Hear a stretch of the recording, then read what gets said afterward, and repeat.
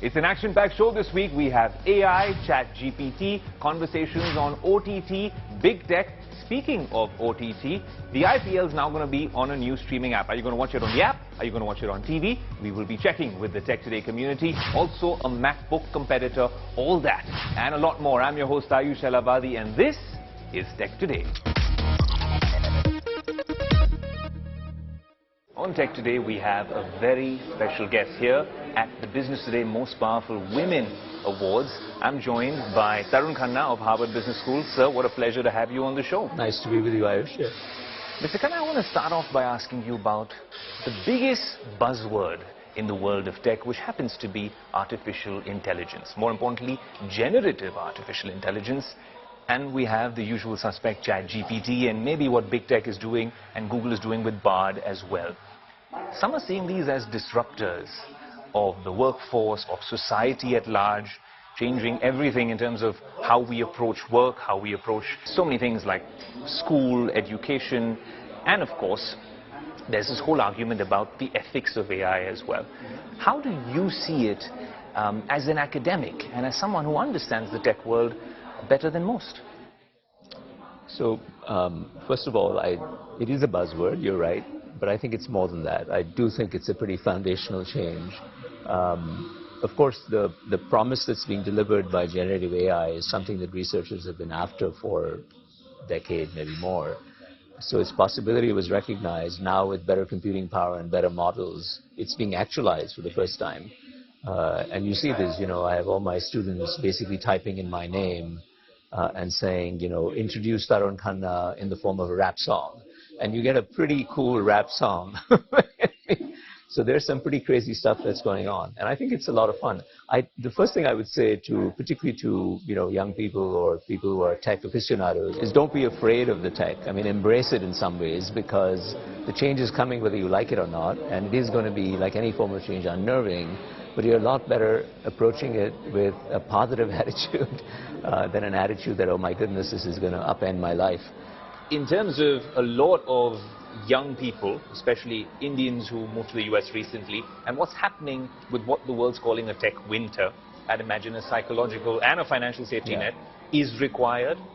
And more importantly, when we talk about why we have gotten ourselves in such a situation, Professor, what lessons can be learned in terms of how big tech scaled up too fast perhaps in the US, and what is the ramification that we are seeing right now? What lessons can we learn from this particular instance? So first let me say that we should keep some perspective about what's happening now, about this so-called tech winter. I would distinguish, how would I say, systemic trends from cyclical trends. The cyclicality here is basically over-exuberance followed by correction. Okay? The secular trend is one of really dramatic expansion of the technological revolution. And by technological, I mean scientific. I don't just mean IT computing and cloud computing. I mean quantum computing. I mean 3D robotics. I mean genome sequencing. I mean the space economy. I mean additive manufacturing. I mean exploration of the ocean floor. Those tech genies have left the bottle, and they're out there. That has not changed. There's no tech winner when you think about the systemic progress of tech. The tech winner is in the excessive exuberance of the financial economy pouring money into certain things that they were excited about at the time, propelled by COVID, sensibly in some instances, and over-exuberantly in others. And that's the human condition. That's what we do. We get overexcited and we egg each other on. Now we're just correcting for that. And you're right, it's going to create distress. It's creating distress in some of my ventures. But we will ride it out. And that's what I mean by having both the financial safety net and the psychological safety net, to still be smiling every morning as you go through it and you wait for the end of it. But the knowledge that the cyclicality is obviously up and down, as the term suggests, but the secular trend really hasn't changed.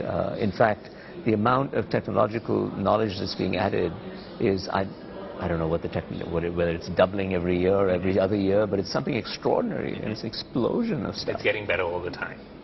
It's getting explosive, more explosive all the time. Well, that conversation was from Business Today's most iconic property, which was held earlier this week, MPW, or Most Powerful Women. I had the good fortune of hosting a couple of panels out there, and the Business Today team put together one of the most landmark events with the top conversations from the fields of entrepreneurship, artificial intelligence, technology, entertainment, and so much more. Here's a quick sum up of what that event was all about.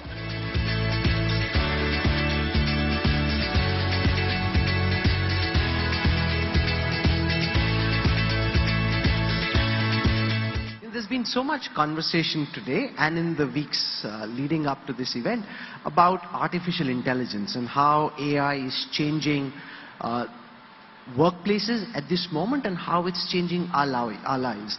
Could you share with our audience here how you see the advent of the era of artificial intelligence change what you're doing it is?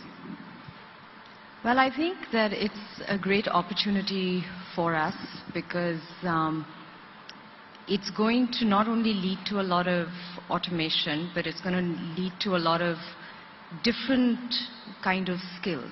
And I think one thing that the tech industry does quite well is always looking at future technologies and future skills. And I think this one's coming faster than we can even blink.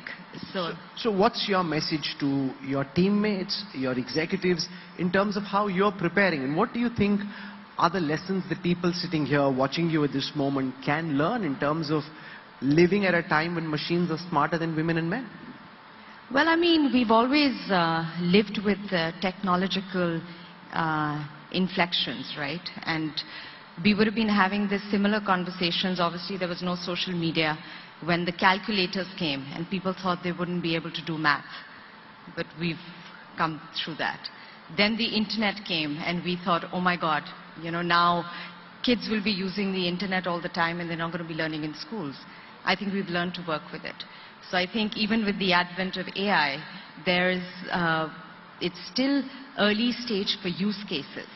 But at least in our industry, I'm sure there will be a lot of applications and opportunities around it, perhaps a lot more of automation. But AI was built by humans. I think we'll be smarter than them, and we'll figure out how to use it to our advantage. While everyone's been giving rave reviews about Swigato, the trailer that you guys just saw, it is a theatrical release. It's not an OTT-only release, of course.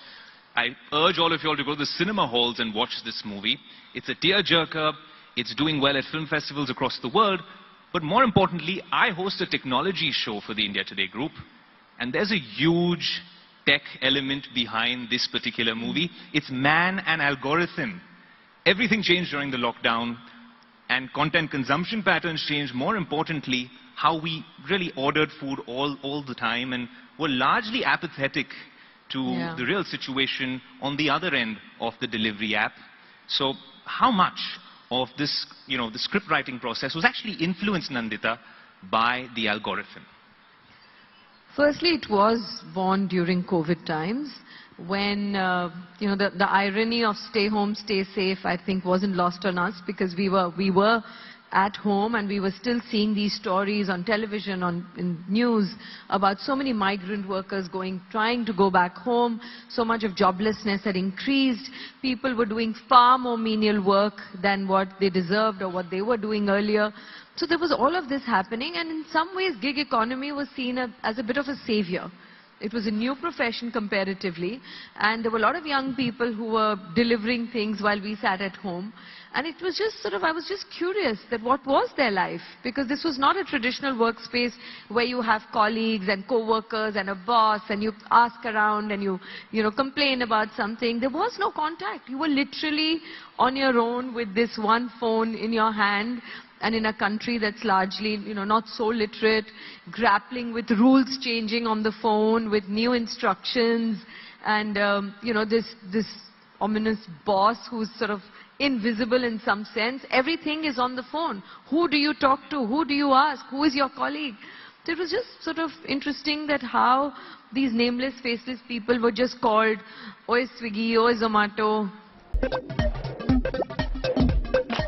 So you've seen a bunch of Windows laptops and MacBooks on the show, but if you're in the market for a new premium laptop, something that can take on the MacBook Airs and MacBook Pros of the world, then Samsung has the new Samsung Galaxy Book 3. We gave you a first look at the launch event, but now we've been using it for some time, so we want to give you a few quick observations about this particular product. Firstly, when you hold it, it seems very light, not as sturdy as some of the other laptops from Dell and Apple, but I honestly think if you're traveling with something like this, it's way more compact and way more durable and can fit in even any tiny laptop sleeve or even in the small little compartment in my bag. And for that, well, I think they've done a great job with design. Now, Samsung says the speakers on this device are tuned by AKG, and honestly, although it's a super slim laptop, I don't know how they managed to do it, but the sound is as good, if not better, than even a MacBook or a top Dell computer. So they've done a good job there as well. So if you're holding it like this in one hand and you're calling this the Galaxy Book 3 Pro,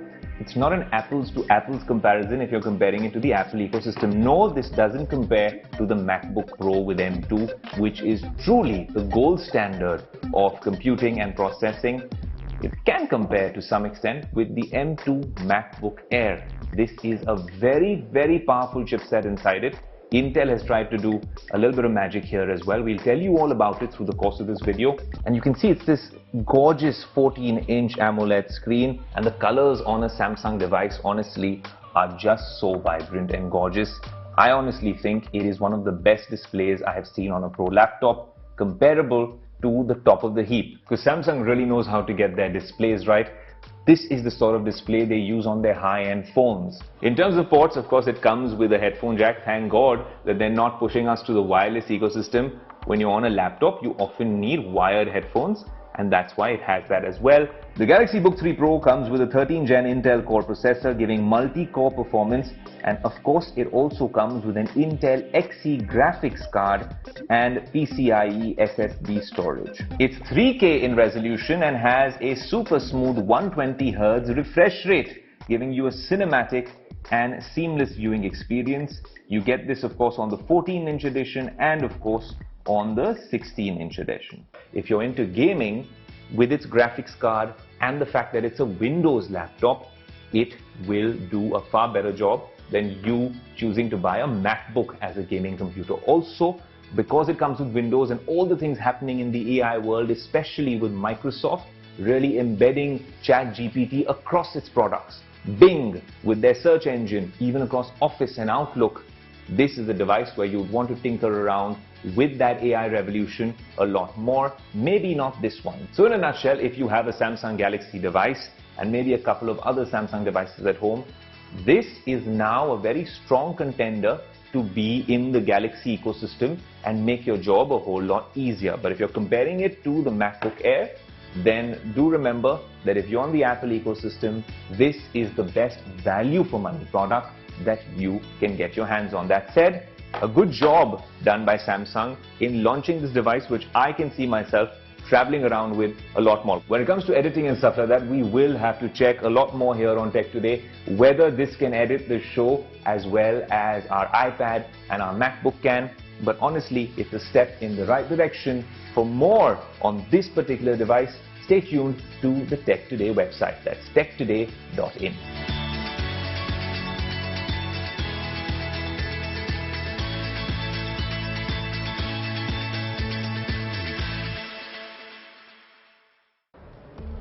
Oh, you guys got me on set. Look, this is what we do when the camera is not rolling. But it's also because cricket fever has engulfed the country. The IPL is back. And just like I like tech, I love sports as well. But the problem this time is it's back with a twist, because you're going to watch it on one streaming app from a particular media network, and then you'll be watching it on TV from a completely different media network. What will that viewing experience be like? Are you going to be a true blue tech geek who ends up watching it on streaming apps? Are you the OTT types, or are you going to watch it on TV? This is a Tech Today special report whilst I continue my game of cricket.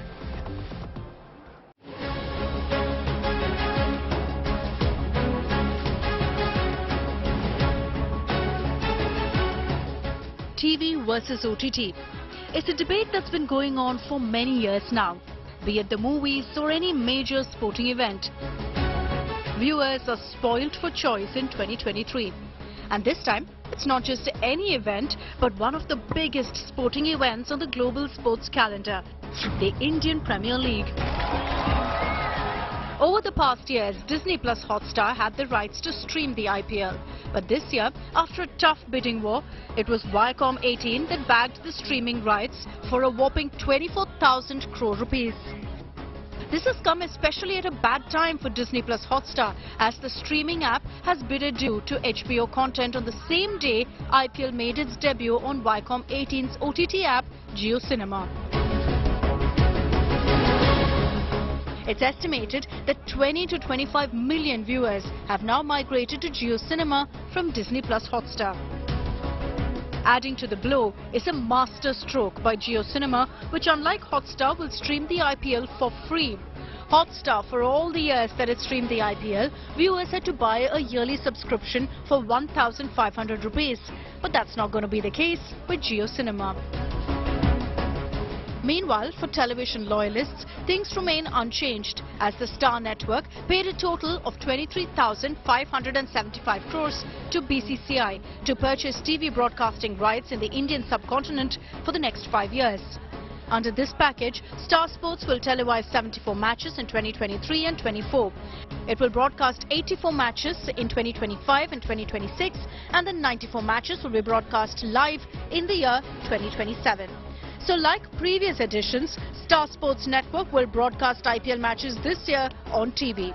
But in a first, the digital action will move away from Hotstar to Jio Cinema. Digital and TV rights together this year made IPL the world's second most valued sports tournament, second only to NFL. India's love for cricket is unparalleled, but it remains to be seen if cricket fans in India will stick to linear or make the switch to a whole new IPL streaming experience.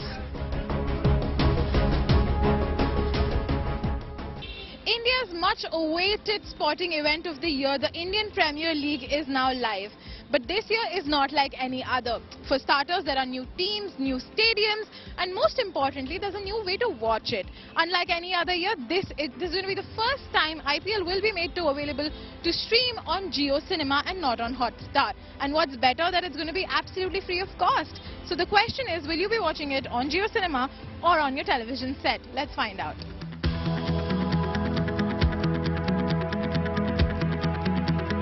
I would prefer an app because it's much more convenient. An app, and right now it's Jio Cinema, right? So I'll watch it there. So do you plan to watch IPL this year? Yes. Where would you choose to watch IPL this year? On a television or on an app? On television. I think that like a big screen is much more better than small screens or OTT for that matter. I think lately I've been shifting towards Jio Cinema, especially with FIFA, because I found the interface very easy to use and was similar to an OTT platform. So I think television is a bit outdated right now. Both. Depends where I am. If I'm at my home, I'll watch it on the TV. If I'm somewhere else, I'll watch it on my phone. TV.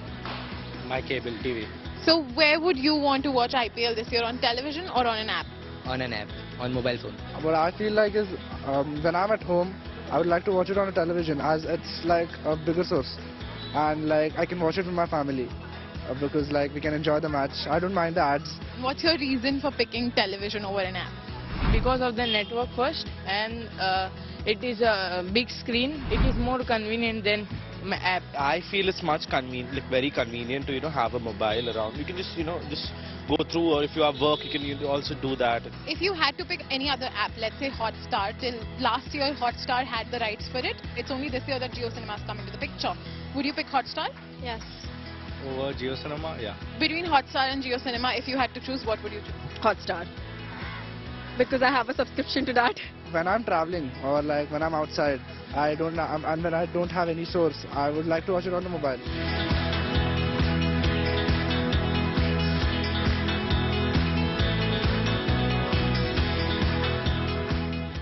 Well, that was a bunch of sports and tech geeks basically trying to find out whether you're going to watch the IPL on an app or on good old TV. But I'm going to give you one more chance to reach out to Tech Today on our social media handles and let us know where you will be watching this experience. And then also let us know where you'll be watching Tech Today in the days to come. But what I can tell you is that I'm going to get back to my game of cricket, and you guys can, well, of course, enjoy tech, sports, and a lot more. Until next week, this is your host, Ayush Elavadi, saying adios.